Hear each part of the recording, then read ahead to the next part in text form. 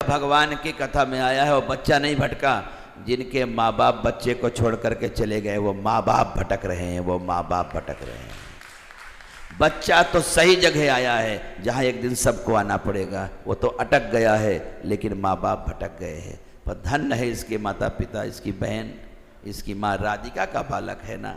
और राधिका बालक तो राम कथा में ही तो आएगा और कहाँ जाएगा, वो भटका नहीं है। अनाउंस करने वाले लोगों की बुद्धि भटकी हुई है, वो तो अटका हुआ है। माँ बाप ढूंढे राम कथा में है। सोचो, अब इसी में एक कथा है हमारे पास कि दो लोग हैं। एक अपने माता पिता के साथ आता है छोटा बच्चा।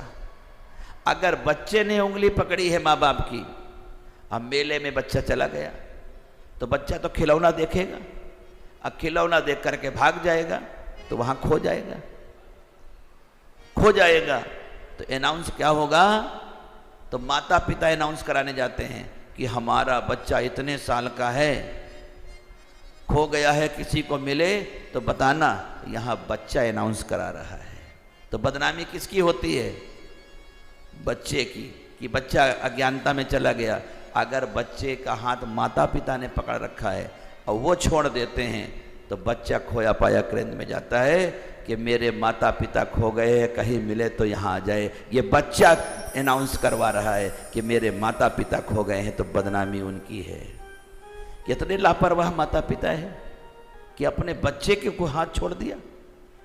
वो तो बच्चा है ना, लेकिन वो बच्चा आया भी तो अच्छी जगह है जहाँ पर आने के बाद अगर यहाँ पर कोई आ गया तो जो खोए हैं वो भी यहाँ आकर के खो जाएं तो उनका परम कल्याण हो जाए। ये बच्चा नहीं खोया है, इसके माता पिता खो गए हैं। बच्चा तो है, माता पिता नहीं मिल रहे तो कौन खोया है। आजकल बड़े खो गए हैं, बच्चे तो भगवान के हो गए हैं। ये प्रूफ है सत्य का कि बच्चे तो भगवान के चरणों में बैठे हैं लेकिन माता पिता माया में भटक रहे हैं। ये कलयुग है जहां माता पिता खो जाते हैं, इसलिए माता पिता न खोएं। अब देखो, उस बच्चे के लिए सब लोग बोल रहे हैं ना, क्योंकि बच्चा भगवान के पास है। जो बच्चे भगवान के पास होते हैं ना वो पास हो जाते हैं, और जो भगवान से दूर होते हैं वो फेल हो जाते हैं। आज व्यासपीठ कह रही ना कि इनके माता पिता इतने लापरवाह है कि बच्चों की परवाह नहीं करते, लेकिन मेरे रघुनाथ ने उसको अपनी छत्र छाया में।